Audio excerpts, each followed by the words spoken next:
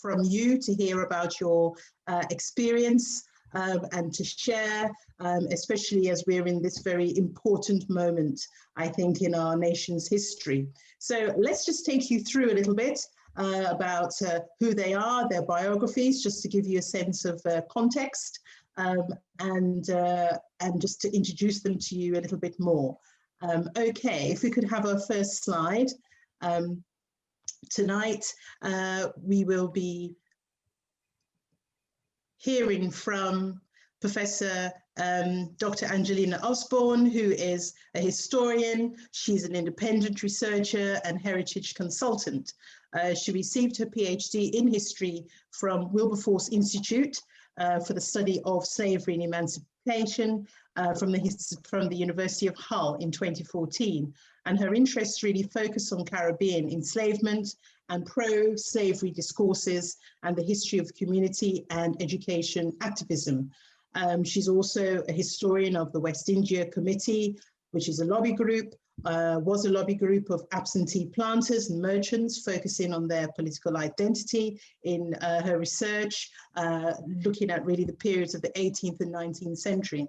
She's a very experienced, of course, historical researcher, a writer and an editor, and she has worked on a number of projects related to slavery and memory and citizenship and cultural heritage, and really has a wealth of experience in public history of slavery and emancipation. And there's just so much more that she has done and continues to do.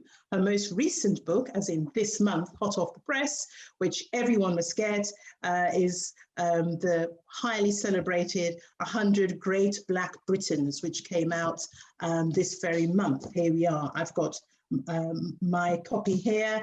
I need a signature, please, Angelina, when the time comes, which will be great, which was co-authored with Patrick Vernon, and we'll hear a little bit more about that. And really, the book is a celebration of the extraordinary, I would say, contribution of key figures of African and Caribbean descent to British life over the years. Yes, I think I've got a few issues with some people that you should have put in that you didn't, like my grandmother, for instance, but never mind. We'll move on. Okay, can we have the next slide? Here we have Professor Hakim Adi. Well, what can I say? Oh, well, I better stick to the script. He's a trained historian of Africa, esteemed historian of Africa, but his research interests have broadened to include the history of the African diaspora, as well as African history, particularly in the 20th century.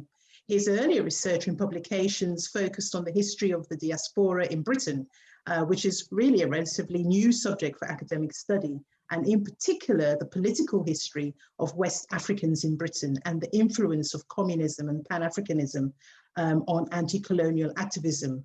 And in this work, he's really sought to demonstrate not only the important links that were established between those in the African continent and its diaspora, but also that Africans and those of African descent have played in a significant but often neglected role in the history of Britain, which has, you know, been overlooked, but he has illuminated. Although focused on Britain's research, his research, on such organizations such as WASU, the West African Students' Union, has really brought to light the political activity of those early fathers that came here, and led to further research and publications on the history of Africans in Britain in previous centuries, as well as research on various aspects of the Pan-African movement and the influence of communism on Africa and the Africa diaspora in the first half of the 20th century. And here's the excellent book that came out, I think it was 2018 that it came out. Was it Hakim? Pan-Africanism, a history.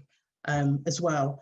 Well, you can see the rest, but just to tell you that his most recent edited work is entitled Black British History, New Perspectives from Roman Times to Present Day, and that was very well received when it came out. I think it was last year, and he's currently working on a history of African and Caribbean people for Penguin at the moment. Thank you so much. Next slide, please. In 2018, Hakim launched the world's first online Masters by Research program on the history of Africa and the African diaspora.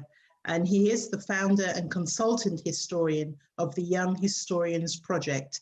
So do get in contact with him if you feel like taking up the course, which is very highly recommended at the University of Chichester. Thank you. Our next slide profiles Professor William Les Henry, who is a highly experienced lecturer in the areas of criminology, excuse me, sociology and anthropology, overlaid, I would say, with quite a bit of history. He looks at race and education, ethnicity and youth crime, as well as cultural studies. He has a wide range of research and teaching experience in both formal and informal academic settings, and has been successfully designed and delivered educational programs over the years for those who have turned their backs on formal education. He was born in the London borough of Lewisham, which we'll hear more about, of Jamaican parentage, and he is actually the British reggae DJ Leslie Lyrics, and a writer and a poet and community activist. He completed his PhD at Goldsmiths, University of London. His research and scholarly output is extensive and can be viewed on his departmental website. Looking forward very much to his co-edited book, which will be coming out later this year. The System is Sound, Narratives from Beyond the UK Reggae Baseline. And also he'll be contributing to my book, which will be coming out next year. Say a little bit more about that later. You can see he can be followed, obviously, on social media. Well, the last slide is about me. So I'll let you read that yourself. No, only joking, just to say that, yes, I'm a cultural historian of Black Britain, Britain widely, Europe, the African diaspora. My last book was in 2017, The Politics of Race in Britain and South Africa, Black British Solidarity and the Anti-Apartheid Struggle. Next book that will be coming out will be Nelson Mandela, Pulling the Branch of a Tree, the impact of his legacy on Black Britain and race in Britain, which quite excitingly brings together Black British and South African academics, where they discuss the legacy of Mandela's life and the impact within their own disciplines. Thank you very much. Okay, I think we will now move on, and how this is going to work is that I'm going to pose questions to each speaker in turn, and then we're going to open it out a little bit more and have some more general questions, and then give the audience, participating audience, a chance to obviously ask some questions as well. So just turning to you now, Angelina.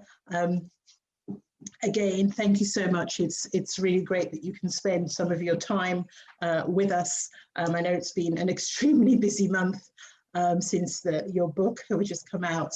But can you explain how you came to pursue history as an academic subject to research, to study, and to teach, really, as a Black woman in Britain, a Black female historian, because we know that we're extremely rare creatures in the UK, and whether you can also define what Black history means to you. Why should it matter when there are so many other pressing concerns, COVID and Brexit, and trying to keep the NHS, up and running? So yeah, I wonder if you could just take us a little bit on your journey. Sure, thank you, Elizabeth, and good evening to everybody who has joined us this evening. It's really great to be here, to be asked to be invited to talk a little bit about myself and my work. So in terms of my how I came to pursue history as a subject of a serious academic study, really started when I started working with Patrick Vernon when we first did the 100 Great Black Britons campaign in 2003. When I began to be involved and started to mix with other Black historians like Professor Hakim Addy and other Black historians, I also began to become really interested in the fact that I had, as a student, as a younger person, I'd never been introduced to studying history of African people as a scholarly pursuit. Like many other people who went through the school system in the 1980s, they most likely didn't have any experience of talking about them, seeing themselves within the historical narrative. And if we were included in historical narrative, it was really a focus on what was going on in the United States. So there was a lot of a focus on, for example, Martin Luther King, Rosa Parks, and the civil rights movement that took place over there. So we were being sort of described within a certain sphere of history that related to a lot of Black suffering, so enslavement, and really seeing us as a bit of as a problem, really. And it wasn't until I started attending lectures and meetings at the George Padmore Institute where I started to see that there were so many people that were involved in exploring our experience, not only the Black British experience, but the diasporic experience as a scholarly pursuit. I'd never experienced that before. But what really got me into deciding to do a doctorate in history was the fact of what happened in 2007 with the bicentenary commemorations around the act to abolish the slave trade. What I was very much dismayed about was there was such a concentration and focus on a very sort of self-congratulatory note that sort of really infiltrated everything about that commemoration, that it was abolitionism that ended the slave trade, and the fact that people conflating the slave trade, the trade and trafficking in Africans, they were conflating that with the abolition of slavery, which took place in 1833. And what I began to become interested in was why were we focusing so much on the people who ended slavery? Why weren't we focusing on the people who started it and perpetuated it, and the reasons why it was so important to perpetuate and keep it going? So as a consequence of that, I decided I wanted to focus and sort of explore who were the slave owners, what were their political identity, how did they manage from 1788 up until 1833? How did they manage to stop abolition from even being accomplished? And so I did my thesis on the West India Committee, who were the 18th century lobby, who had enormous resources at their disposal to essentially denigrate the abolitionist movement, as well as creating a discourse around African people, a discourse and attitudes and beliefs that we are still grappling with to this very day. So that was the reason why I decided to do the PhD. In terms of your second question, what does Black history mean to me? Well, I was thinking about that quite a bit. And I'm a huge fan of the historian Robin Walker, who I have worked with in the past. And I love his book. He has a book he wrote a few years ago called When We Ruled. Mm-hmm. And I was looking at the introduction, and his definition of Black history. He says that it's the collective record of people of African descent. It's the collective record of people of African descent in Africanizing the world around them. So for me, it's about that collective record of how we overcame our struggle against so many limitations, against society, other people, other humans, mainly white supremacy. That way we overcame our own challenges and barriers. So within this country, in terms of Black British history, I mean, Black British history is about our experiences here in Britain and how we overcame the barriers and the challenges that we face. So what that means to me is it's important for us to make that collective record, the record of our collective histories and how they relate to Britain, particularly Britain as its history being a global history. So that's what Black history means to me. In terms of what did you said, why should it matter as to all of us as citizens in this country, particularly what was going on? Well, in all the things you mentioned, things like COVID, COVID being disproportionately, people of African and Asian heritage being disproportionately affected by COVID because of the jobs that they're doing, being in frontline jobs and different other concerns. So that's quite important. Brexit, the Brexit debate, in my view, was really underpinned by racism, really underpinned by this sort of discourse around Britain's whiteness and the concerns about all these sort of outside infiltrators, which is how the discourse was definitely presented and how I understood it. And that concerned me a great deal. Economic recession, again, that's something that's affecting people of African heritage disproportionately. And so that's something we need to look at. And also the environment. I thought about when you talked about the environment in terms of, now, if we're looking at the history of transatlantic enslavement, the history of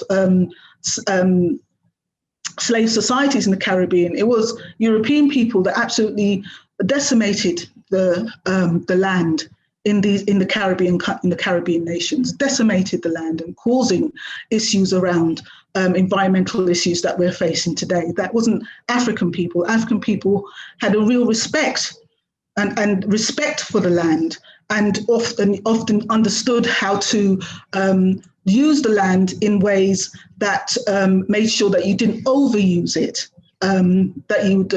So those kinds of things I think about a lot. And keeping the NHS afloat, that's, again, a lot of people from of African heritage work in the NHS and keep the NHS afloat. So we can't talk about these things, I think, without talking about African contributions to all of how African people are affected in all of these issues that we're talking about today. Thank you so much. I mean, you've said so much in that. That's just so rich. I mean, basically, we are everywhere. The Black presence in Britain is everywhere, in every institution, every issue affects us as a community. And not only there, we're often, on the front line making these contributions that are often quite hidden. And you talked about overcoming obstacles and many different things like that. And I guess that really fed into then your work, 100 Great Black Britons, which you said started in 2003. I mean, it's such an amazing variety and rich kaleidoscope. I mean, I often look at it and think it's like a menu. I'm going through the pages and thinking, wow, whose life am I going to look at now and read about? And one of the themes is about overcoming those barriers. And I just wondered, I don't know how it came about, whether you interviewed people, how did you put it together? And even that process of putting it together, what did you learn from the process in analysing these people and looking at their lives, these biographies, and looking at their lives, quite closely? And what is it that, I mean, I'm sure it was a process that transformed, again, your historical thought and thinking, but what is it that, you would like the reader to take away also from having a tome like this? So in terms of how we sort of decide the people that are in the book presently, the people who are featured, the 100 people who are featured in the book, we put that to a public vote. We had a series of events. We had a lot of different cards made up, blank cards, one side saying 100 Great Black Britons on one side and the other side was blank. And we invited people at different events at Somerset House and other events, other public events, to just simply write down the name of the person that they nominated and that they'd like to be nominated as Greatest Black Briton. The second thing we did was we had online voting as well. So we actually had quite a few names, well over sort of 400 or 500. There were a lot of names that people put forward. Many of them were well-known names. A lot of the people were quite specific to those people's regions. So people talked about activists and people from their own region, whether it was Birmingham, Manchester, Southampton.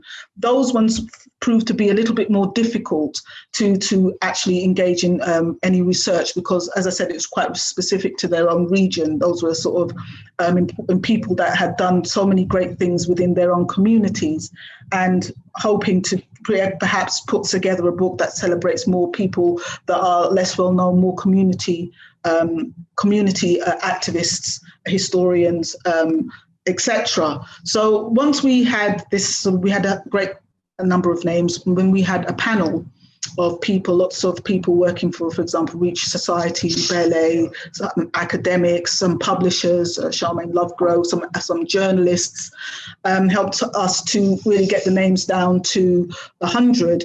And the people that we weren't able to include, we made sure we included in the back of the book as well. So that's how we came to the names. So a lot of the names that are in there at the moment sort of speak to the moment that we're in, currently in, because some of the people have stayed in the memory of people from when we did it in 2003, people like Equiano.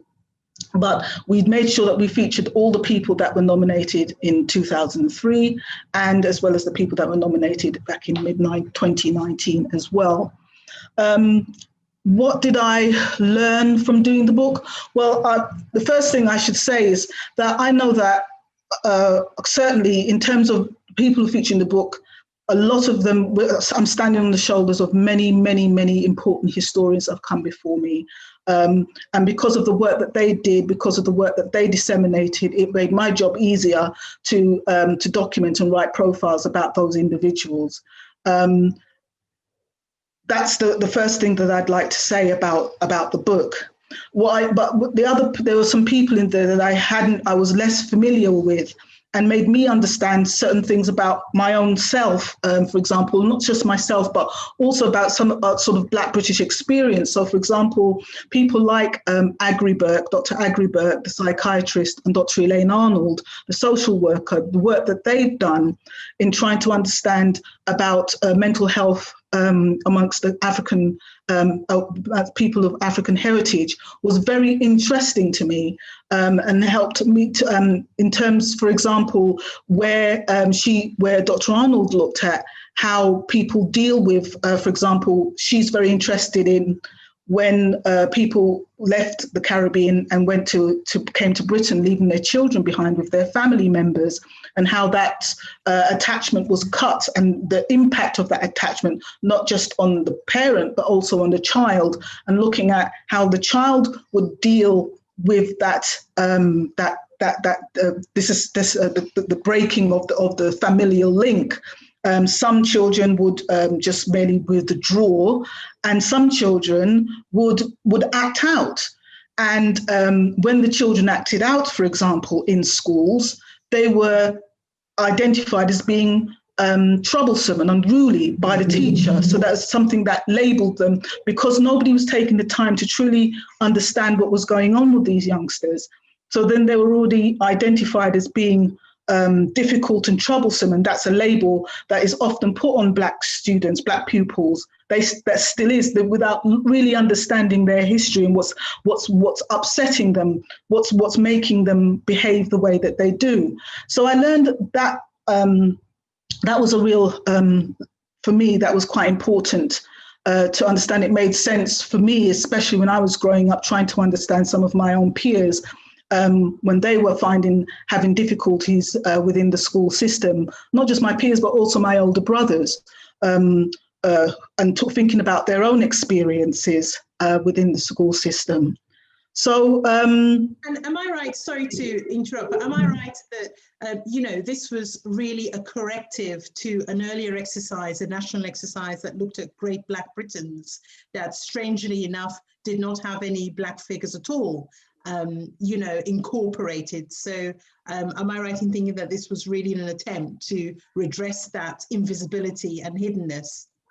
Yes, that's right, because some people remember back in 2002, the BBC put on this, had this massive public campaign called Greatest Britons, and they commissioned about 10 programs, devoting an hour to 10 of the so-called top 10 individuals, which were of which Winston Churchill was eventually, unsurprisingly, voted as greatest Briton.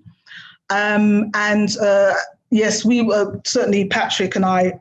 Patrick's vision that he wanted to really correct. He wanted to do a response to the fact that they didn't have anybody of African heritage named or nominated within the 100 Britons. The reason that the BBC gave was that we simply hadn't been here long enough to make our historical mark, and which, as anybody will tell you, it was completely false. And so we just did the campaign in 2003 just to demonstrate that their assumptions were false. And then we had the good fortune of last year, late 2018, of Robinson approaching us, the publisher, saying that they would like us to write a book, and that's how the book came about, because we were approached to do it, and so we did it. Thank you so much. Well, obviously I can keep talking to you all night, but just to wrap up this little section, I just wanted to veer a little bit into gender, to bring gender into this. You authored this excellent book, Equiana's Daughter, The Life and Times of Joanna Vassar, which I have here. Really, really, really interesting insight, because I didn't know anything about, Equiana's daughter, but I just wondered, whether we can use this, you could use this just to walk us through a little bit into the hidden histories of Black women in British history. It's not something that I see often on TV, it has to be said. And I just wondered, in researching for this book, what did you find, or what do you think that Joanna's life tells us about the historical work that needs to be done a little bit more to excavate Black women's lives as well? Okay, so I think the fact that I found it really difficult to find really anything about Joanna Vassar other than through documentary evidence. Like I could definitely pinpoint at what particular time through census records where she had been, where she went, where she lived, for example, but I wouldn't be able to tell you anything about her in terms of her life. What was her life like? Mm-hmm. And that was the difficulty, and that anything that had been written about Joanna Vassar, and it really was very little, it was written about it was spoken through her husband, and those two things were him writing a letter of resignation to the church in Clavering, saying they were leaving because of his wife's health, and saying how serious it was, but not again going into any real detail about what that actually meant. And a short mention of her in his own obituary, that she was his first wife, and that she was the daughter of Olaudah Equiana, or Gustavus Vassar the African. So there were so many silences. I was curious about even her life as a woman of mixed heritage living in Britain, and a particular period, in the period of where all the debates were raging around abolition, around enslavement, around the intellectual capacities of people of African heritage, all of these, the discourse that around scientific racism, all these discourses that she was living smack in the middle of. But I was unfortunately unable to even be able to unearth anything that spoke to A, her thoughts about what was going on in her life, or B, what she thought about in terms of how she felt about being the daughter of such an important anti-slavery campaigner of the late 18th century. Mm-hmm. Right. So, I mean, there's a lot of work still to be done around her life, and I guess around other women's lives. But of course, you wouldn't have had that, conundrum with your book, because those profiled here are living. So it does raise the question, doesn't it, of mm-hmm. those that are, gone on to the ancestors and left us. Well, I'm so conscious of the time, so we'll move on now to Professor William, but we're going to come back to you because we want to ask a question about young people and engagement, obviously with history. But I would say that there are a few questions popping up for you in the comments, and we'll take questions at the end of our session. So do have a look, do put your questions in, and at the end of the speaking session, we'll hopefully pose these questions to you publicly as well. Thank you so much. Les. Greetings. Greetings. Thank you so much again for your time. And oh, what a bookcase you've got behind you. Wow. Have you, when people come into my house, they always say, have you read all those books? So I have to ask you, have you read all those books? Probably 2/3. Okay, thanks for being honest. I've got quite a few. And in fact, before I even knew what a degree in sociology was, I had probably about 600 books. Wow. Before I even knew what one was. Wow. Well, I'm impressed. And I can see a few there. I've got bias, but yeah, we won't be comparing books right now. I hope you don't mind me saying that, and I think it'll be really instructive for the audience as well to hear about this, but you know, you've had quite an unconventional pathway into academia. You know, how does a South London lad, black boy from Lewisham, who grew up during the, forgive me, 70s and 80s. And we think 70s and 80s. Yes. Did you say 60s? Wow. Yeah, that is his 60s, 70s, 80s. Yeah, I've been around a long time. That's history for me. You know, how did a boy growing up, all that happened during that time? And, you know, there is so much we know, don't we? New Crossfire, the bombings, Sunderland Road bombings, oh, you name it. I mean, that was the place, wasn't it? The heart of, or one of the important centers of the National Front. So much that was going on. How did you end up as a professor of criminology? Oh, there's a bit of irony there. Sociology, you know, so much history overlaid. I wonder if you could just walk us through, you know, what it was like and how you arrived. And also, because of that experience, how really, what drew you to analyze and make sense of your surroundings and the societies, you know, through your music, exposition, as well as the academic subjects. So yeah, how did you come to be you?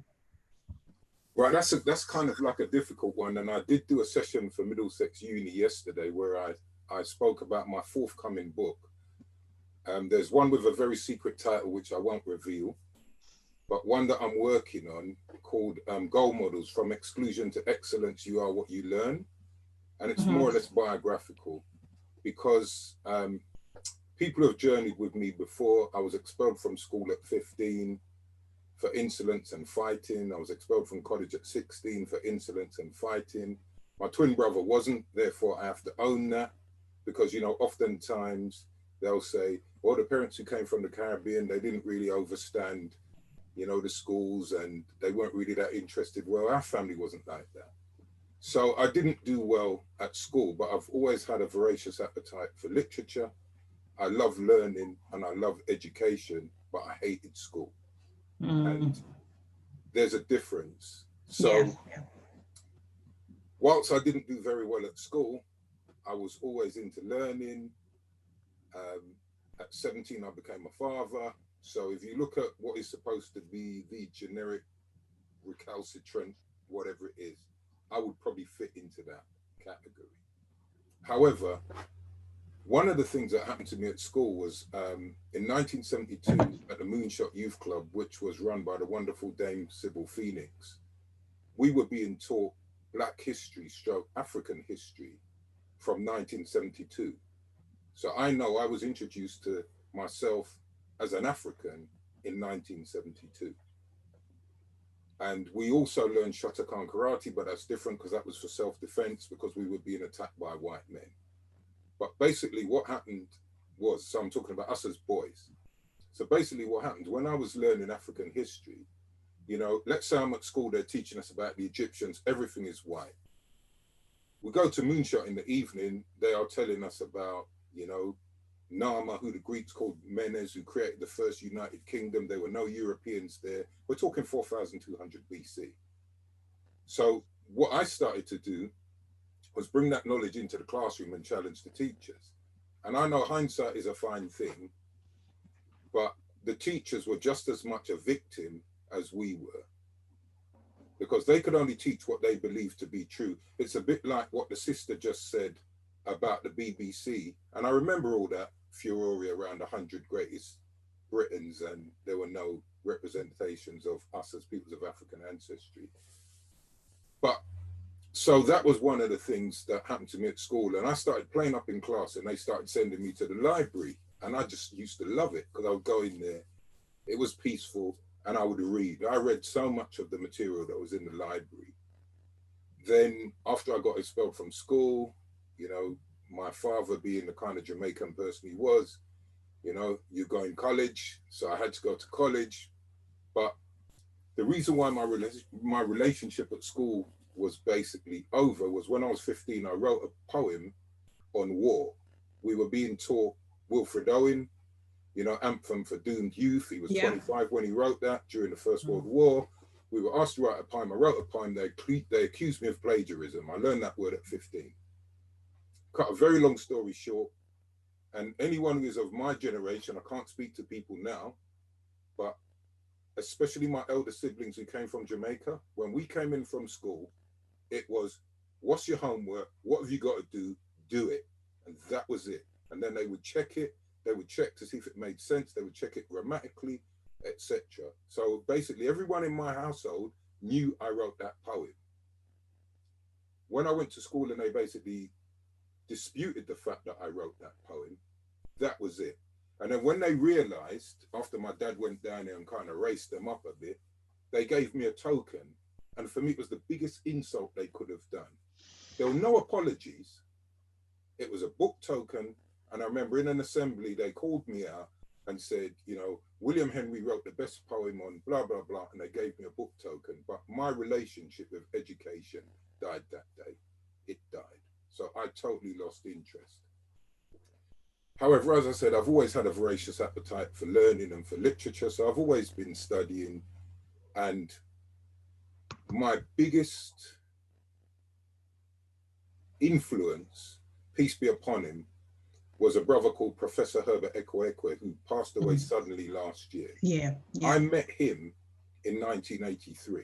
So I'd been studying African history, Black history, on and off, you know, different spaces for 11 years. Like I used to go over to Hackney and study with people like Lester Lewis, again, peace be upon him, who used to run Hackney, I can't remember what the name of it was, but he used to do sessions. So I always was studying.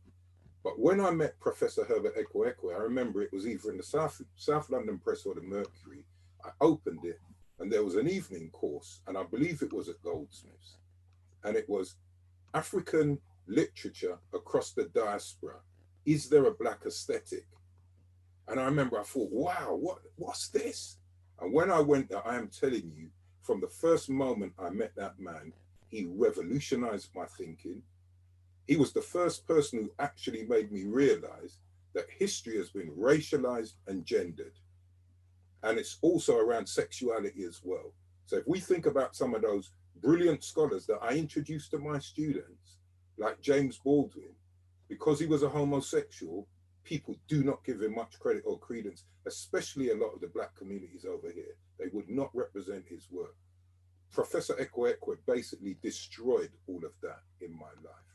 And one of the things he said to me was, because he always used to call me Les Henry, he said, Les Henry, you should do a degree. Les Henry, you could do a PhD. Les Henry, and I used to go to him, you will never get me back into education.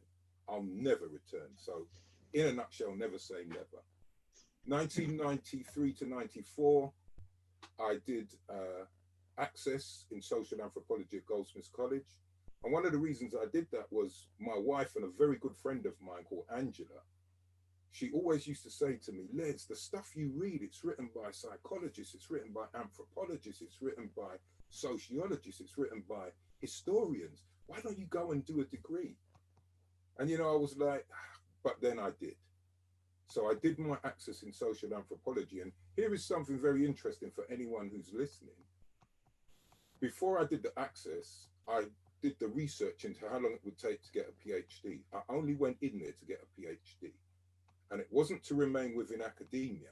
It was because I knew within our communities, as a person of African ancestry, if I've got a PhD, they're going to open up certain spaces for me where they would not let me in. Leslie Lyrics, dancehall DJ, they're not going to let me in.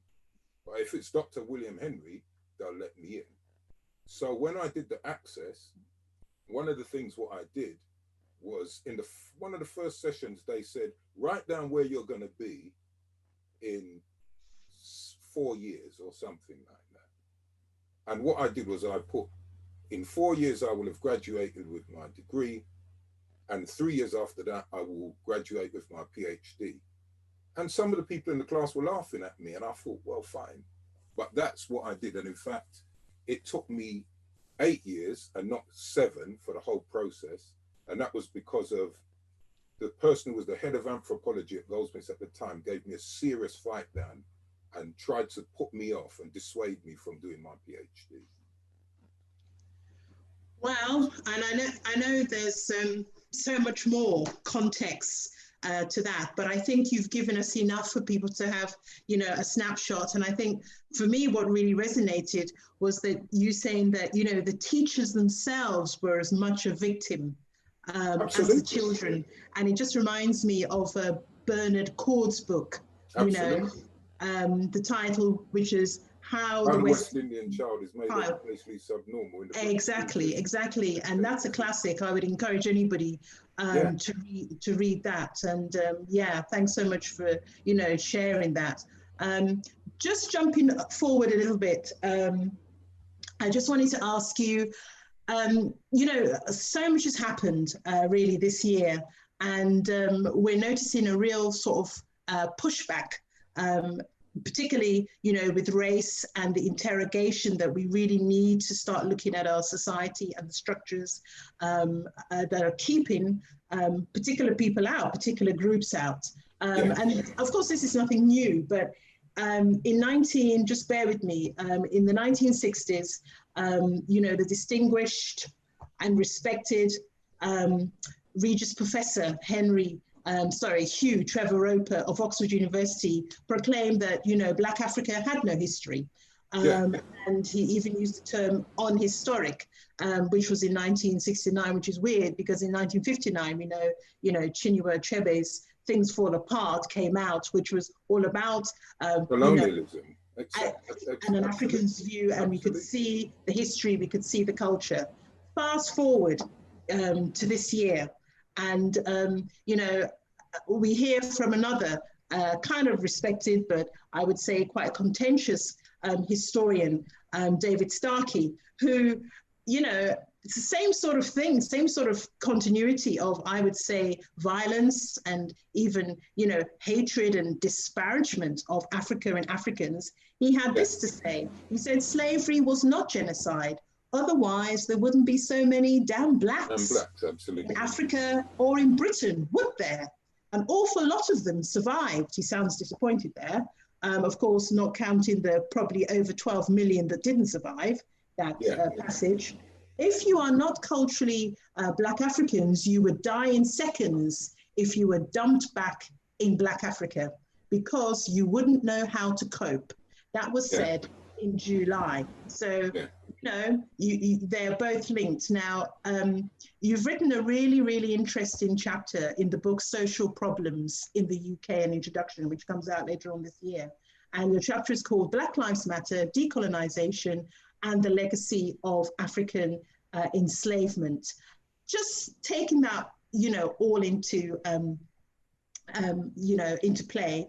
I wonder if you could speak to the longevity and the ugly, really, re-emergence of such attitudes as we saw with Hugh Trevor Roper, as we see with David Starkey, and quite frankly, quite a lot of people. Can you speak to the longevity and of such ugly attitudes and how you connect them really to the continued deficit in the understanding of the impact of slavery and its legacy? I mean, you can even expand that to apartheid, the legacy is still there.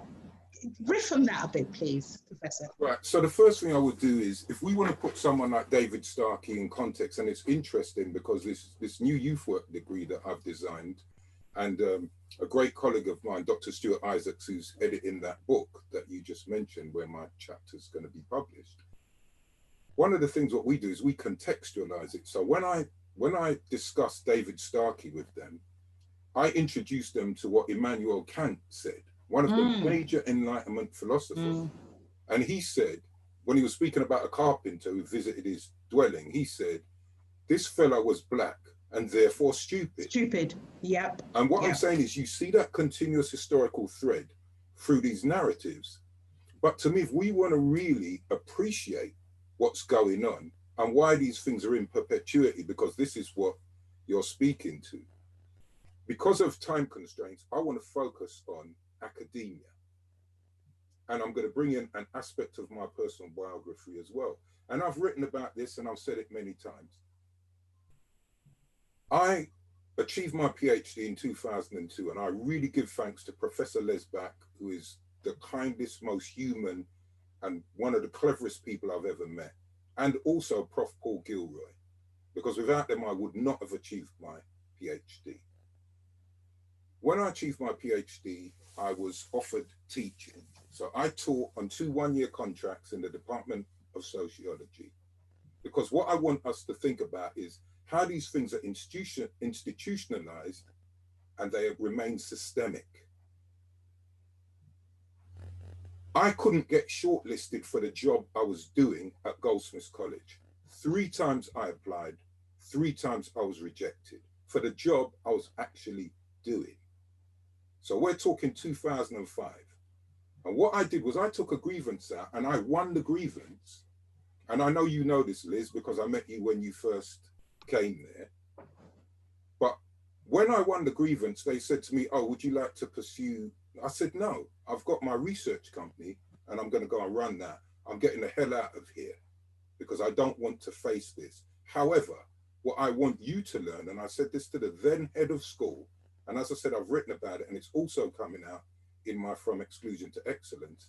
I said, when you see the next person who looks like me, you'll look at the paper and not in their face. Well, Goldsmiths haven't learned. And to me, whatever that is in there, why they have this resistance to employ Black academics either on full-time contracts, meaningful contracts, get us away from hourly paid lecturing. And why I'm saying about Goldsmiths, Goldsmiths is in the middle of Lewisham, one of the heaviest populated Black communities and boroughs in London. So what I'm saying is one of the things that really grated me, and I tweeted this, was when they were looking for somebody to teach the history of the Windrush generations, etc., Black British history, and they couldn't find one Black British historian. So what they do is they import somebody from America. No disrespect to that academic, but for me, what that reminds me of, and this is one of the things that Professor Herbert Ekwekwe taught me, was about the buffer system that the colonizers introduced. So for instance, he said to me, in the place which they called Nigeria, he said he wasn't a Nigerian, he was Igbo, but in the place called Nigeria, you would have white at the top, then you would have Asians, then you may have people from the Caribbean, especially Barbados, and then you would have the Black Africans at the bottom. And to me, when institutions do things like that, so they will have the white people at the top, instead of having a representative of Black Britain, next, they will have an African American, and people can just look at how organizations are managed. And you can hear how passionate I am about this because it really grates me.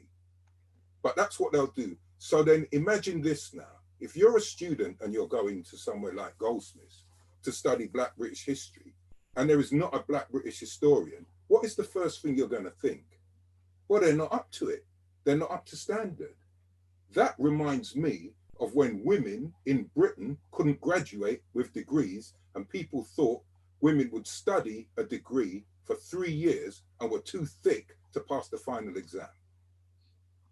So to me, when we're talking about historical processes, let's have the right conversations. Because for instance, within academia, it's very convenient to talk about decolonizing the curriculum, because in some ways what that does is it's performative activism. It's symbolic changes because you're doing it to pacify, like the same students who were on strike at Goldsmiths last year. I find that really interesting. But the point that I'm making is, and which is even to me more of a slap in the face to British Black academics who have gone through the process, got their PhDs, they know what they're doing, they bring their experiences and the credence and the credibility, etc. to the table. Apparently at Goldsmiths, they've got a white Canadian woman coming in to teach that aspect on the MA program. How does that make sense? These things really, really bother me. And I can't act like they don't, because I am not just saying it because I know I was a victim of that type of treatment. I'm saying it because there are so many Black academics across disciplines who I mentor, I console, etc., etc. And I think it is shameful that in 2020, we still are not judged on what we bring to the table. We are judged by what people like David Starkey and the likes of him, just like Immanuel Kant, they see us as Black and therefore they think we're stupid or not qualified enough. And it really, really, really grates me. Well, thank you, Les, for your honesty, and thank you for your transparency. And can I, looking at the comments, there are people who are resonating basically with what you're saying, with your truth and with the truth, basically. Okay, I'm going to switch to Professor Hakim. As you know, I haven't even got through half of my questions for you, Les, but we're going to keep this conversation going on other platforms and in other ways. So I'd really encourage people to follow Les, follow Angelina, follow Hakim, because these are real conversations that we're having at the moment. Follow that, Hakim. Well, I have to say, enough respect to Les for telling it like it is. Let me just turn this light out, it's a bit too bright for my liking. And I have to say that because he's mentioned a particular course that I had something to do with, then I feel that probably I should add to what he said. And again, this is, I'm just going to say what transpired with that course. I was one of the consultants for the establishing of that course, and one of the things that was specified, we were two of us involved as consultants. One of the things that we specified was that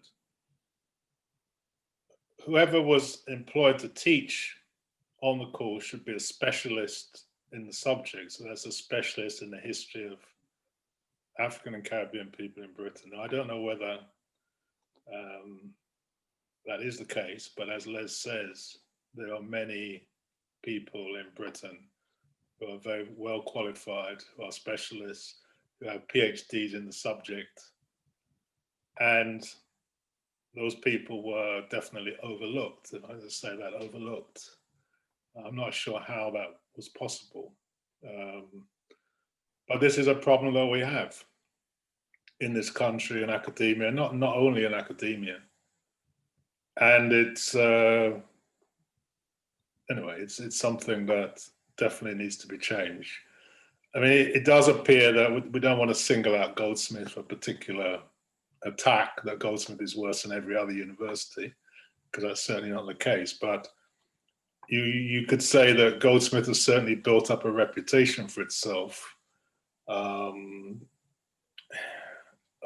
not doing the right thing. And I think that's certainly what led to the student protests last year. And you would hope that there are people at Goldsmiths who would realize that there's something problematic when they would do something about it. As I say, it's not the only university. I could even speak about my own university, which has its own problems and limitations. Most universities in this country have problems of this type. And we need to speak out and we need to do something about it. Thanks. Yeah. Well, yeah, you know my story. I don't have to, go into details. Just, I wonder, well, totally gone off script now, but I just wondered if you can share with us. Always the best way. It is, isn't it? It is. Makes it so interesting. But I just wondered if you can share with us what it is that you're trying to, the message that you're trying to convey through your body of work. Both in looking at the African diaspora, looking at Africa. What is it that you're trying to say to this society? We've heard about the problems and we've seen the flaws in academia, etc.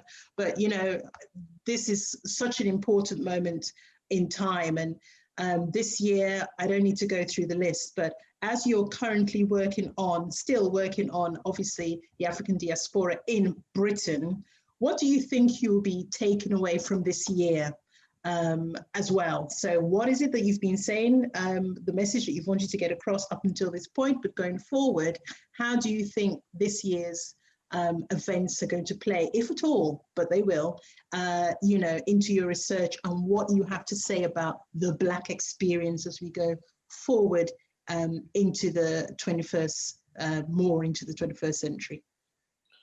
Well, I guess my my message comes out of my own experience, if you like, which is not dissimilar to what we've heard from Angie and Les. I may have been around a little bit longer, but I grew up at a time when, for me personally, it was very, very difficult to even recognize or understand that this history that we're discussing tonight even existed, because when I went to school, when I was growing up in the 1960s, it wasn't available. It wasn't on TV. There was no internet, obviously. It wasn't taught at schools and so on and so forth. And I had to find these things out for myself. And I determined at a very young age, I was probably about 13, something like that, that I would, first of all, I would investigate these things for myself. I would not accept that there was no history or that it was unimportant or whatever was being presented at that time. And so I began my investigation and then decided that I should become a school teacher, a history teacher. In those days, there was the idea developing that, African history or African and Caribbean history should actually be taught in schools, maybe at GCSE level or whatever level. And so my plan was to become a school teacher and teach young people the history that I hadn't had the opportunity to learn or to even to hear about. Unfortunately, those plans went slightly awry. I did go and study African history at university, but when I left university, I couldn't get into teacher training college. I was rejected by all the teacher training colleges I applied to, which includes the Institute of Education. At that time, a college called Garnet College in London, which, anyway, I was rejected by all of those colleges. So anyway, I had to rethink my plans to educate other young people. Anyway, to cut a long story short, I eventually got back into academia by, I had no choice really, because my aim was always to teach the history of Africa and Africans. And I couldn't do it in schools. I did it a little bit in FE colleges, teaching on the kind of access courses that Les mentioned. But it was very, very difficult. And I was told that the only way you're going to be able to teach that history is to do a PhD and teach at university level. So anyway, to not go into the whole saga and the whole history. So from that time, that's really been my aim to look into the history of Africa and Africans. I don't see it as I don't necessarily see a division between the history of Africa, the history of the African diaspora, the history of Britain. There's one history, it's human, history of human beings. The problem is that this history of human beings, Africans are excluded from it, or have often been excluded from it. And so there's a need to re-establish Africans in that history. I see that the Prime Minister was complaining a couple of weeks ago about people who rewrite history. Well, he should know, because that's exactly what the powers that be attempt to do, or have done, in fact, for so long. They rewrite history in order to exclude Africans, to exclude women, to exclude workers, to exclude everybody except the white men of property. And then when people say, well, hang on a minute, we don't think that's very accurate, then you get accused of rewriting history. So anyway, this is the struggle, to my mind, to defeat those who try and promote Eurocentrism, who try and promote disinformation about history, and to re-establish history in an accurate way.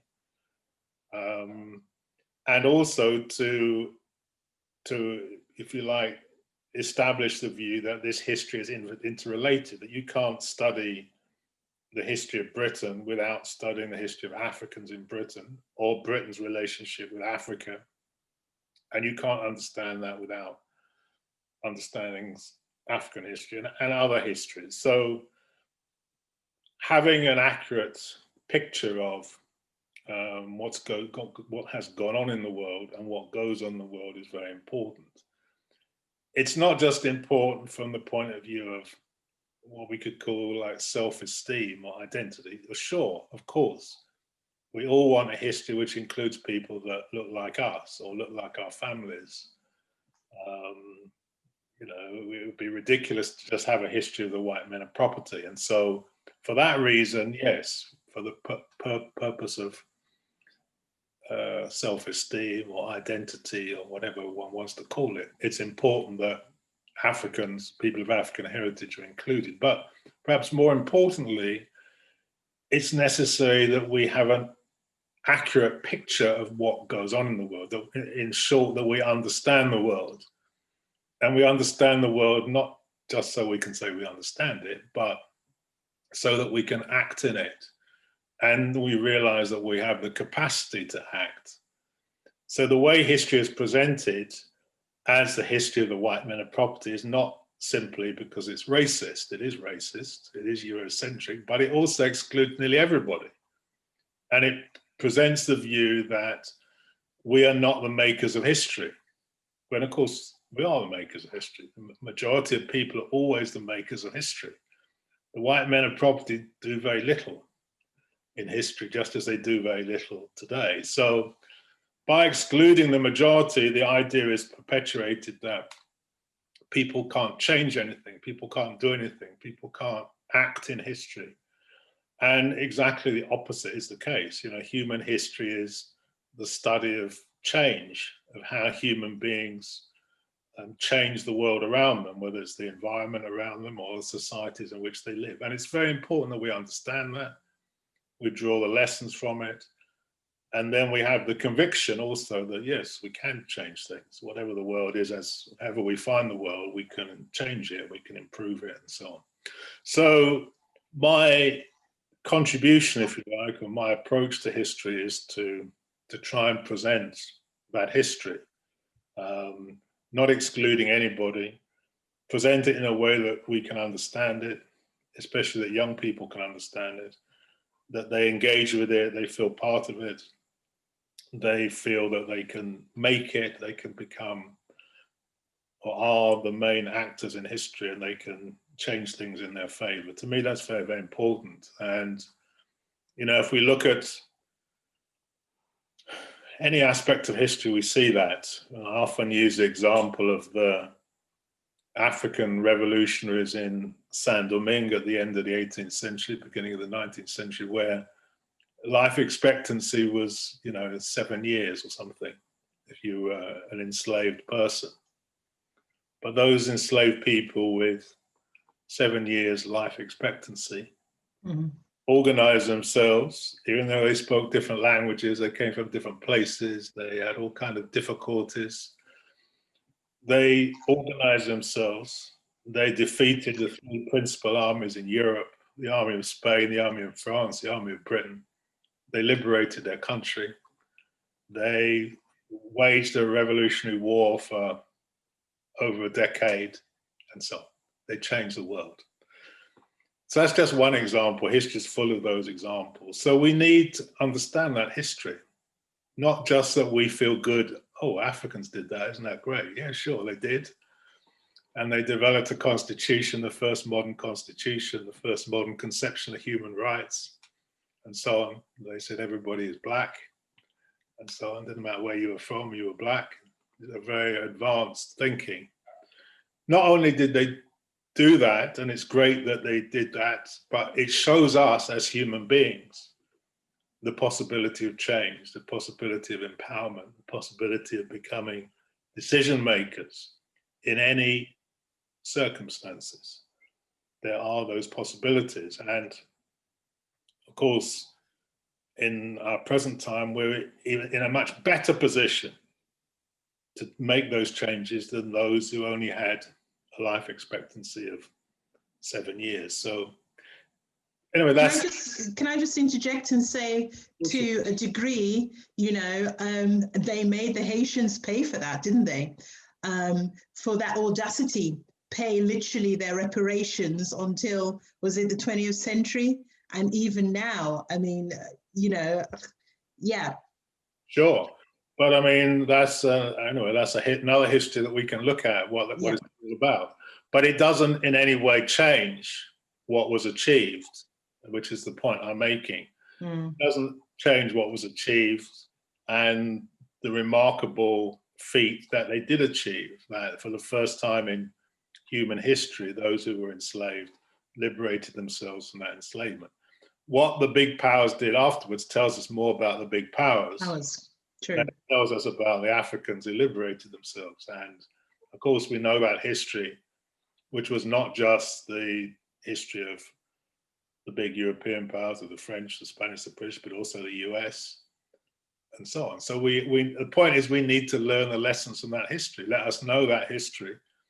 Let us understand it and let us learn the lessons from it. You know, just as Angie was saying earlier about, you know, 2007 and the bicentennial.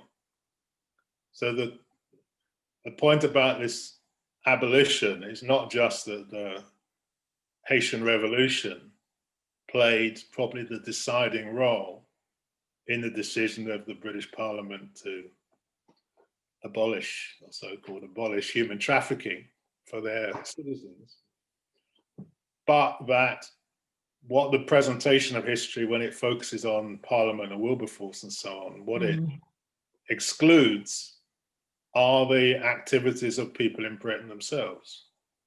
Because the abolitionist movement in Britain, in which Equiano was a key figure, was, you know, an amazing mass movement. Sons of Africa, etc.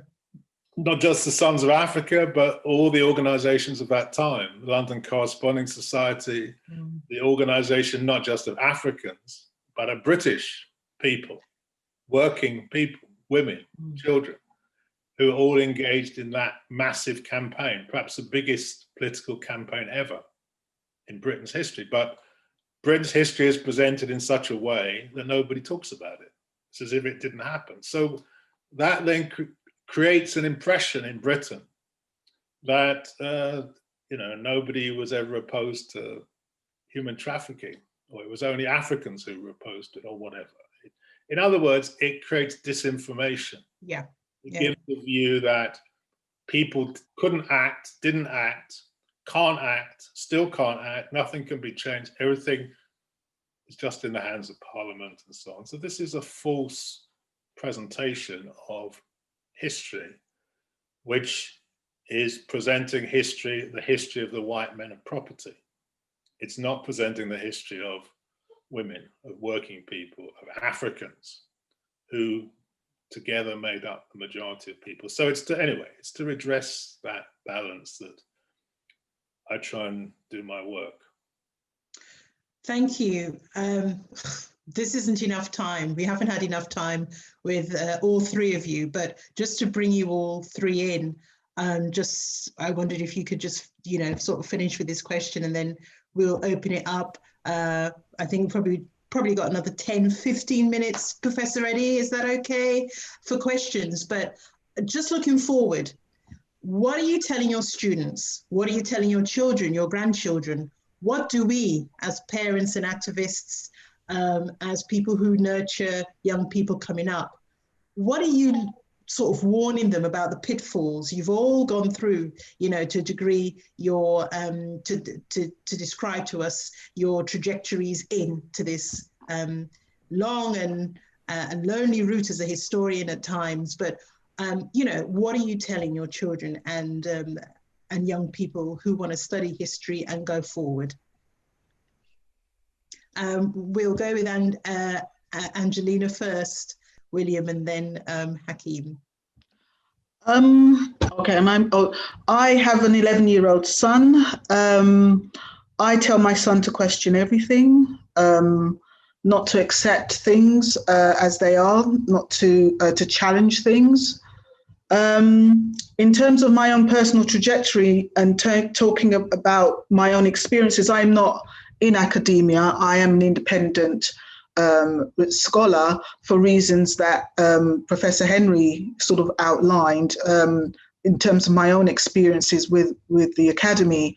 Anybody, for example, who's thinking about becoming an academic, they just, as a person of African heritage, really need support. They need support from other African scholars, other Black scholars, to understand the pitfalls. Unfortunately, I'm not that person who can offer advice on that.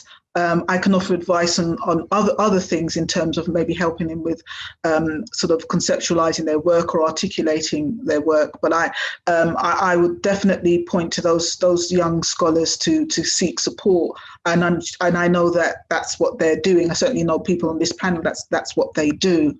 You do need the support of other Black scholars to help you navigate the academy. Yeah. Thank you. William and Hakim? For me, well, one of the things what I say, and as a parent who, my eldest was 46 last week, because he told you I started when I was young, so there you go, and my youngest is 26. So, but what I tell people, and I tell all the people I come into contact with, is if somebody paints a picture of the world, or a picture of your culture, or a picture of the communities you are familiar with, regardless of what branch of the human family you belong to, African, European, Asian, whatever, if someone paints that picture and you believe you should be in it, you need to seek and investigate and find out, firstly, why you're not in it, and then you put yourself in it.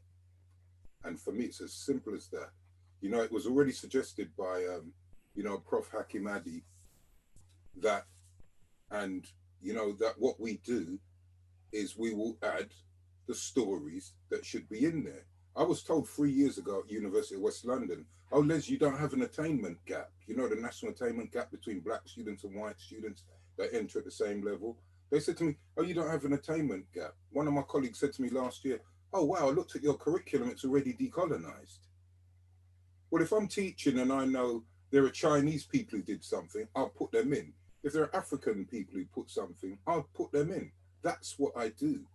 And to me, one of the quick point I would make is, for these white people who are afraid that we're going to destroy all their cannons, etc., I don't even think that's what the fear is. I think the fear is we're going to introduce balance. So Kant said this, Count Volney at the same historical moment said, these are the people who we owe the arts, the sciences, our notions of God, etc. That's what I do.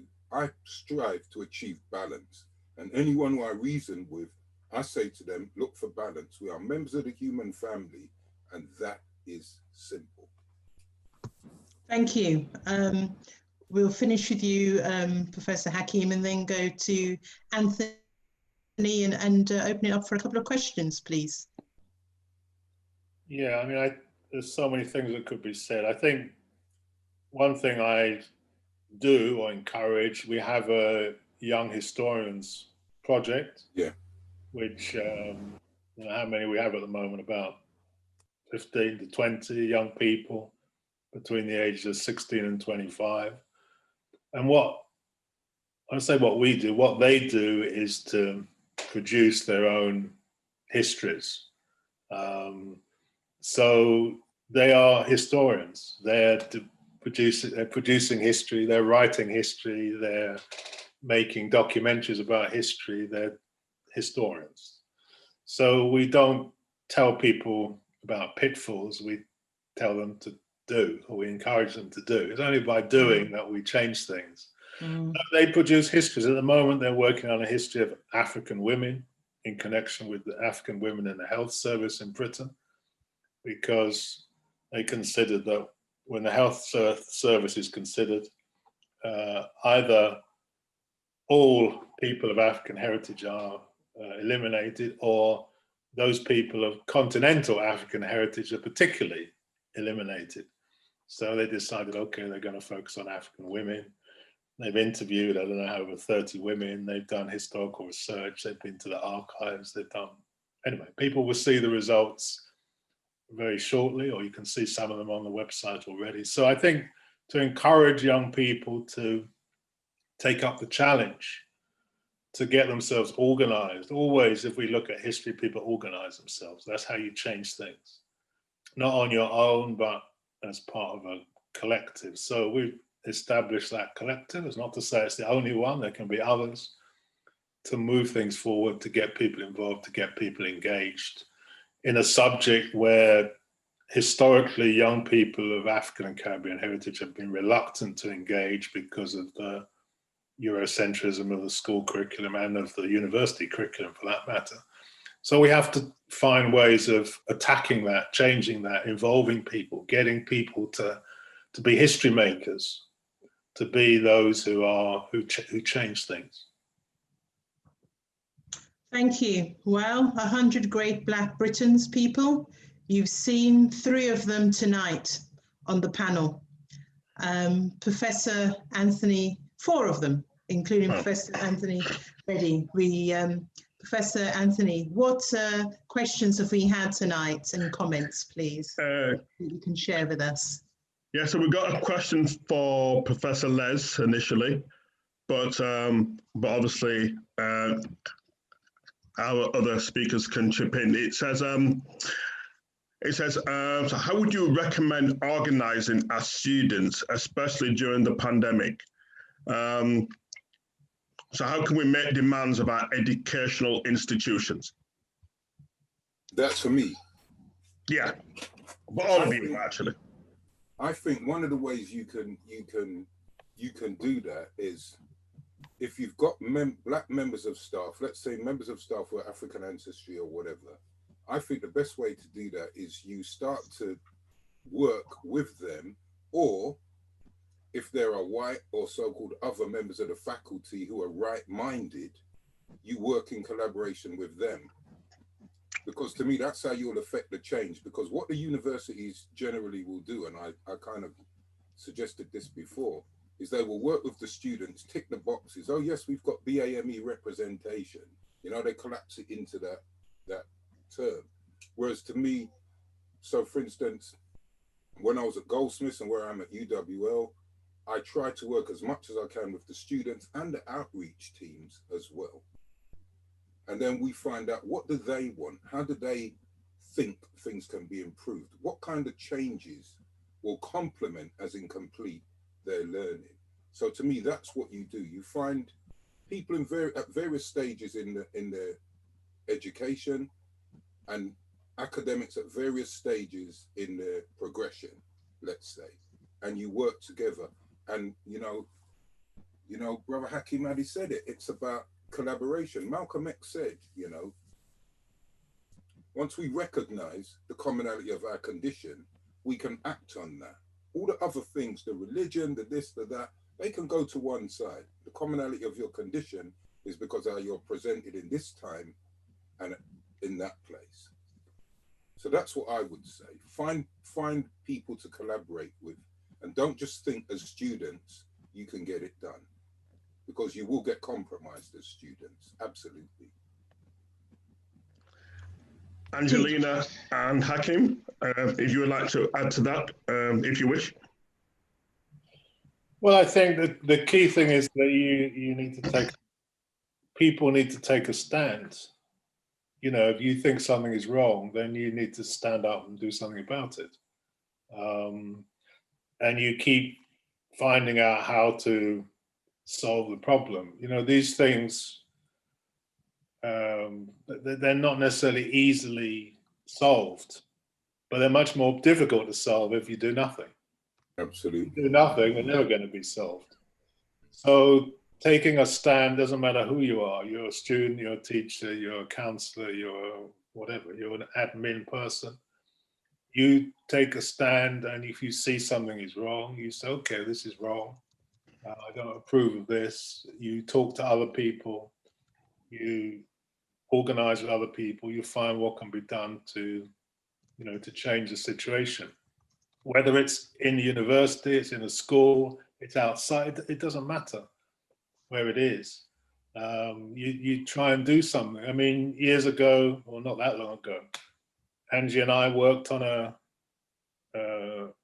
conference just to look at why there were so few young people of African and Caribbean heritage engaging with history, studying history at school or university, why there were so few Black historians, why there were so few Black teachers.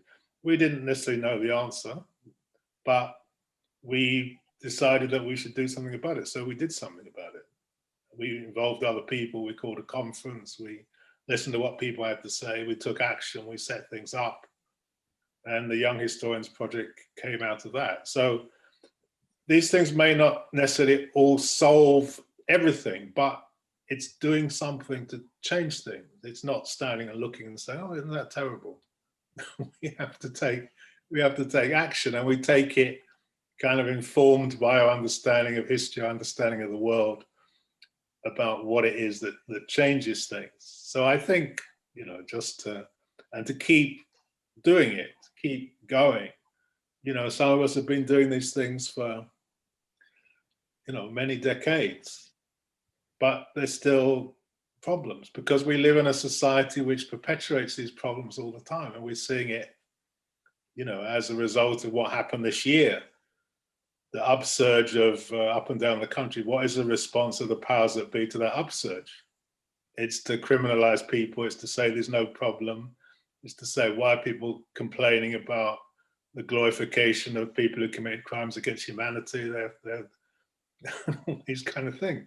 They're not going to, the system isn't suddenly going to change because people say they don't like it. So we have to look at what does it take to actually, that's why I talked about Haiti a few moments ago. What does it take to actually change things? And can I just interject? Sorry, so rude to say that even amongst in our own community, I mean, people like Kemi Badendok, MP, and I mean, that's an interesting new twist now that the people from the Black community, well, I don't think it's a new twist, but will stand up in Parliament and say there is nothing to decolonize. Well, she not only did she say that, she said it's, she started saying that some things were illegal, that if you start teaching something that's illegal, that's a slightly new development. But sure, there are always going to be such people. There have always been people like this around. Absolutely, absolutely. But what it means, what the point I'm making is, it's not the powers that be. It's not the slave owners that are going to abolish slavery. Yeah. I'd like to pose a question, if you don't mind. Although I spent 20 odd years working as a theologian, my degree is in history. I studied at University of Birmingham, 84 to 87. I was literally the only Black person on that course for 3 years.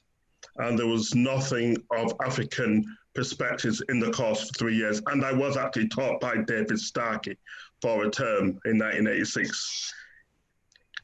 It doesn't medieval history. So I think I can probably blame them for putting me off history and therefore gone into an equally wide subject called theology.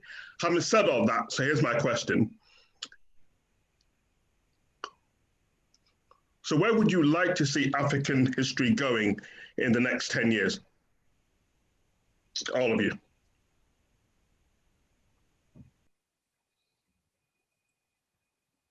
Anyone to start?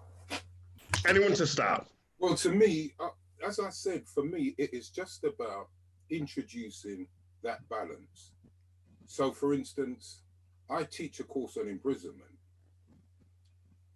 And when I inherited it, it wasn't what it looks like now. And one of the things that I do with my students is we will start with, you know, Anglo-Saxon, whatever. We'll just start from there. I'll say we're going to start from here. But what I do is, if there are any Black presences, any Black historical presences present in those moments, I will introduce that and my students to that. So, for instance, if we're talking about Elizabethan England and, you know, the clashes she had with Mary, Queen of Scots or whatever it is, I will say to them, but there were other factors, because there was aspects of wealth at stake. Where was the wealth being generated? Who was it? Who was generating it? Why did she send out, you know, ships?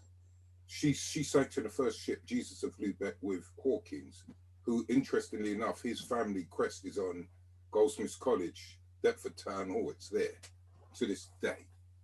Now, I will introduce my students to aspects of that, or, you know, even the fact that the chapter that Liz spoke about, I speak in that chapter about how can anyone, like, for instance, here's something for everyone. You have never seen an accurate representation of Queen Elizabeth I on your TV. Never. You've never seen an accurate. There's a program on now about Queen Elizabeth I and Mary Queen of Scots or something. They're both young, or, you know, whatever it is. I don't know. I think it was them too. But Queen Elizabeth I, and I write this in the article, her teeth were rotten. They used to call her the mumbling queen because she used to have to stuff her cheeks with stuff to fill them out. Because, you know, when you ain't got no teeth, in Jamaica, we say socky. Yeah. So that's to fill them out. They called her the mumbling queen. Why were her teeth rotten? Because Elizabethan England, the higher echelons of society were addicted to sugar. They used to brush their teeth with sugar and honey. Where did the sugar come from? It is so easy to introduce the African presence in the curriculum. And that's why when anybody says to me, oh, it's difficult, it's not difficult. Like, I can tell you this, I've shared public platforms with David Starkey before. And one of the things what I know is he knows these histories. You cannot tell me they've studied Elizabethan England or Elizabethan history and they don't know why foreign dignitaries used to call her the mumbling queen. How comes I know that? And I am not really a historian. I just use a lot of history in my work. So to me, this whatever's going on is deliberate, it's willful, and it's just to maintain the status quo. You know, last thing I'll say is, Sis Angelina was talking about the Wilberforce thing, and someone else mentioned it. In 2006, our company New Beyond, in fact, we created it in 2005. Our company New Beyond created something called Black Friday, Black Liberation, African Knowledge Fridays. And if you remember, BLAK Black came out of the UK in the late 80s, and Karen Wheeler encapsulated in their album UK Black. And that was us, people of African ancestry, saying, we are not Black in the same way as some other people are cleaving to be Black. Okay? We created Black Friday. And the reason we created it was to fight the Wilberforce. And in fact, if Brother Anthony Reddie remembers, when I did the talk, the fight in the Wilberforce, remember at the church in Waterloo? Because you chaired it. Yeah. In 2006. Yeah. And that for me is what we do. We say, okay, it's fine. You've got your William Wilberforce version. It's fine. But here's another one. What about Elizabeth Heinrich, who Brother Hakim has already spoken about? One of the women's movements who forced them to go from the gradual abolition to the abolition. Why is that not taught? The reason it's not taught is because then you have to go back to the Caribbean. Then you have to go back to Haiti. After the Sam Sharp rebellion in Jamaica, why did they expel all the Haitians out of Jamaica? You cannot teach those histories without teaching the history of Africa pre, during, and post chattel enslavement. To me, that's why to me, when people come up and act like it's really hard, I just laugh. I laugh because I think it's deliberate. I think people are lazy and they can't be bothered. Some don't care. They want to keep that exclusivity. I mean, similar to what Professor William is saying, when I was teaching courses on, South Africa and apartheid, etc., especially during the 80s, of course, I would link it to what was happening in Britain during the 80s, and link it to the fact that here you had an organization that was busy championing what was happening in South Africa, but yet turning their backs on our young brothers that were being beaten up in the swamp and different sort of campaigns that they had, and trying to draw again that continuity and those links. Why were Blacks in Britain suffering at the hands of the police, etc., so keyed into what was happening in South Africa? It was actually Brother Les that told me when I was talking to him about passes, and I don't know if he can remember saying, well, I had a pass because I was working at at 16 when I worked for a solicitor uptown. We stopped at the police so many times, and the solicitor had to write a letter saying who I was, where I was going. It was a pass, I was stopped. So yeah, and Sis Liz, that was 1973. And one of the things what I'm going to do, and I'm going to kind of just highlight you for a moment, is I remember when you were studying South Africa, and I remember I accompanied you to a few conferences when you were in the process, and I never really appreciated that the commonalities between what was happening to our brothers and sisters in South Africa and the predicament of us here. And it was definitely your work that enlightened me, edified me, educated me. And more importantly, it actually made me shift the way that I used history in my own work. Because I remember some of the stuff I remember once when you gave me some insights into the cricketers, because I had a lyric that I chatted about the cricketers who had the honorary white passes in South Africa. I don't know if you remember, but you was giving me even more background and more detail, but locating it in the context of here. And I was like, never thought about that before. And to me, these are the things that really make the situation at places like Goldsmiths great me, when we've got such wonderful, tuned in, clued up, socially, culturally, politically, and demographically relevant, but they're being overlooked. I did see one question for Angelina. I don't know if you had an opportunity asking you why you didn't include, I bet you get all this all the time, why was CLR James not included in your book? Okay, so the thing, in terms of course, CLR James as a Trinidadian was definitely a British subject at the time of during his life, and yes, he could have been included in the book. But the point I want to make about the book is it's not a fixed thing.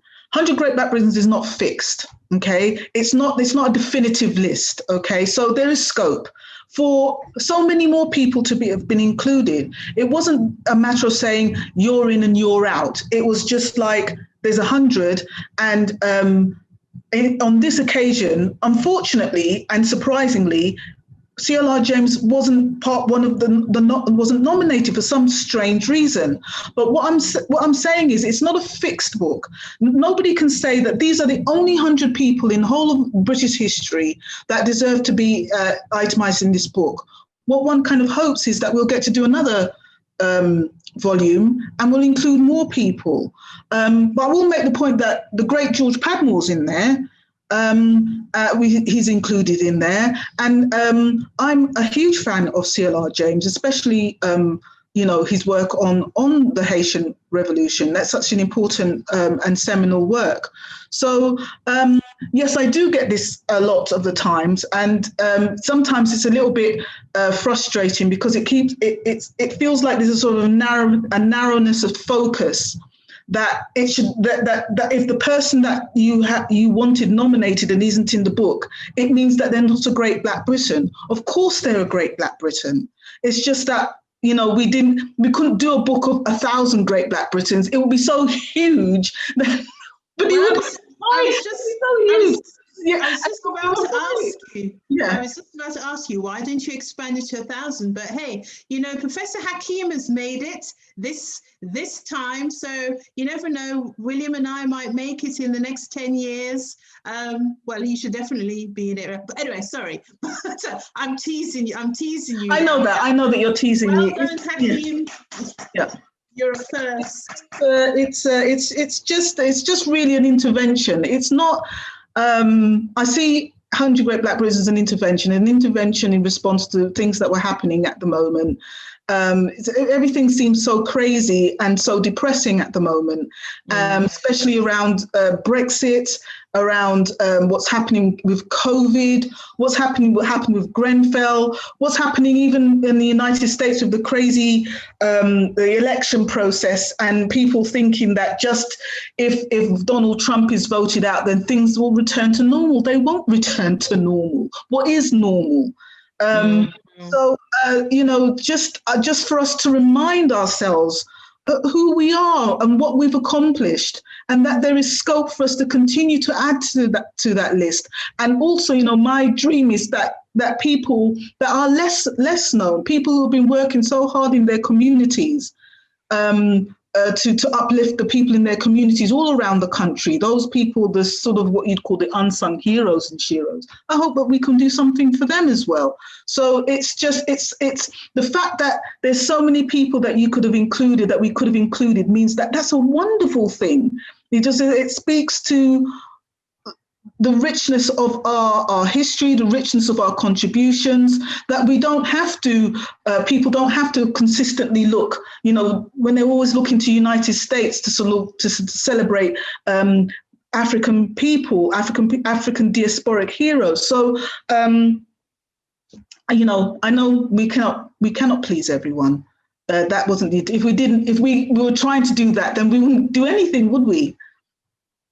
I think it's a tremendous achievement. I mean, all of your works are. It really pains to bring this to an end. All I can say is that we've got to do it again in some shape or form. I'm going to give a shout out to my forthcoming podcasts in discussion with historians. William has his fantastic podcast as well. What's it called? Outcast? The Out of You, where reason comes first. There you go. Look for him. He's all over the YouTube. Hakim, are you on YouTube? I don't have my own channel. I do appear sometimes on YouTube. You need to get the channel sorted out. Only by invite. I should say that Professor Hakim did an excellent lecture last week at Gresham, the Gresham lecture. So to go on Gresham College website, and his lecture specifically was on the African diaspora. Professor Anthony Reddie also is everywhere, social media, and he will be in conversation soon, I think, with another theologian talking about Black liberation, etc. And Angelina is very hot at the moment. She's always hot, but she's very hot at the moment with this book.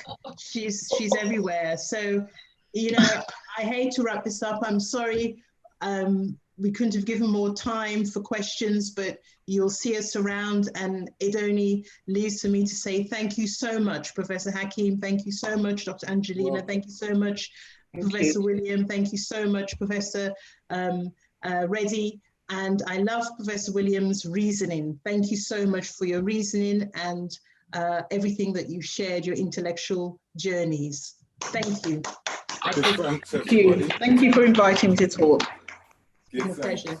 This has been recorded and we will be posting it in due course. Some fantastic comments as well.